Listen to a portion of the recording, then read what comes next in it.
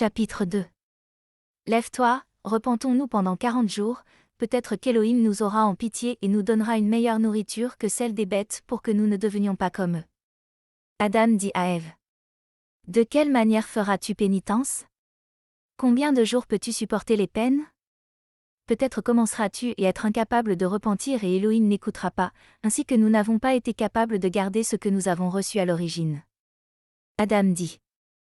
Tu ne pourras pas supporter le même nombre de jours que moi, mais fais ce que je te dis et garde cette instruction. Adam dit. Je serai en pénitence pendant 40 jours, 6 jours de plus que toi parce que tu as été créé au 6e jour de ceux durant lesquels il accepta ses travaux.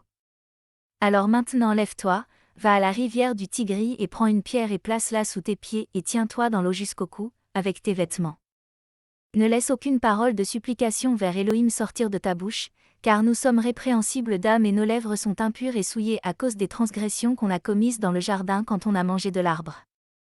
Reste silencieuse au milieu de l'eau jusqu'à ce que tu aies fait pénitence pendant 34 jours et je serai dans la rivière du Jourdain jusqu'à ce que nous apprenions que voici Élohim nous a entendus et nous donnera notre nourriture. Alors Ève partit au Tigris et fit comme Adam l'avait instruite et Adam partit vers le Jourdain et la chevelure de sa tête était découverte. Il pria et dit. Je vous dis eaux du Jourdain, soyez pour moi compagnons d'infortune et rassemblez toutes choses mouvantes en vous et laissez-les m'entourer et me plaindre, non dans leur propre intérêt mais pour le mien, car Élohim ne leur a pas retiré la nourriture qu'il avait désignée au commencement, mais j'ai été privé de ma nourriture et de vie. Quand Adam dit cela, toutes choses mouvantes qui étaient dans le Jourdain se joignirent à lui et se tinrent comme un mur autour de lui. Et les eaux du Jourdain s'arrêtèrent à cet instant et devinrent stationnaires dans leur courant.